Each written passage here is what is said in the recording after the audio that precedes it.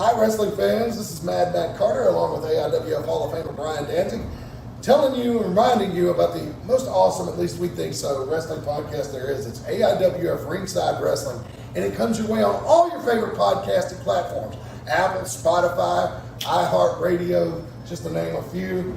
Brian, they can also see it on YouTube. But the cool thing about our podcast, it's completely live and interactive every Sunday night on Facebook. Yeah, it certainly is, and we get into all the news of AIWF, WWE, TNA, all of it. We don't just cover AIWF. We cover the whole spectrum of wrestling. You can comment. You can put comments in there. We'll answer your questions. It's a great time, and sometimes. Most of the time we're talking about wrestling. Sometimes it goes off the rails, and that's just that. Sometimes that's even more entertaining. Yeah, that's part of the charm, I guess, of the show, right? So be sure to tune in anywhere you find your favorite podcast on the AIWF Ringside Wrestling YouTube channel, and of course on Facebook live on Sunday night for the most interactive wrestling podcast in the United States. It's AIWF Ringside Wrestling. But then The Rock proceeds to cut a 1997, 1998 Rock style promo and went hard. I think it was one of the best promos I have seen in recent history. Yeah, I'm talking about like heel Rock is like everybody likes it when he's baby, but I love that heel Rock. I mean, what he says and how smooth and just how he plays, and he gets the crowd just in the palm of his hand, because you could tell in that promo that crowd wanted to boo him and they wanted to cheer him, and they wanted to cheer him and they wanted to boo him. And he could turn them on a dime, and it was just, I don't know why people aren't enjoying this ride. Like, oh God, I mean, I am too. And like, I am just, because we missed I did watch Raw this week, and we missed SmackDown though.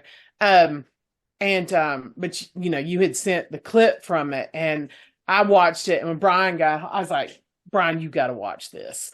And it was fantastic. And I'm hoping, I mean, I cannot see where this goes.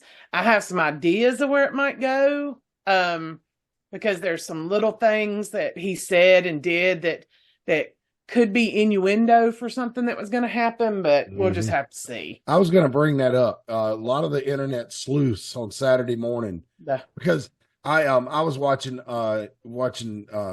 truck race from Daytona Friday night. I was just like, you know what? I'll watch SmackDown in the morning. I'll just make sure not to look at my phone. And I got up Saturday morning, watched it, and was like, oh, holy shit. It was to the point, the Rock's promo was so good. When Jinky got up, I was like, you got to see this. And I played her that. And she was like, wow. And she's not, even that big of a wrestling fan, but she knows The Rock. And some of the internet people said that when he said, I'm going to make sure you don't win at WrestleMania. Mm-hmm. And then Rock he did he pointed at Roman Reigns, and when they raised the one finger, he did this. Yeah. And yeah. And it's just, I mean, who knows? I mean, because you got a bunch of internet smart marks, so you don't know. But, this is the other thing about The Rock is so many people talk, and this is something they showed, and you had to really be paying attention. When he comes out, people say, oh, he's just there for the money. Oh, he's just there to promote his show, movies. But he comes out, and when he points to his arm, you can see the goosebumps on his arm. And if you're not somebody who loves wrestling, you're not going to come out there and get goosebumps for how that crowd reacts to you. Yeah, absolutely. And he definitely doesn't need the money. Oh, well, I don't know. He's had a couple of bad business dealings here lately. His football. No, that Disney money doesn't dry out. That and the thing is, he is putting his big money, his movies, he puts it at risk every time he gets in a ring. If he actually wrestles, I mean, it happened to him before.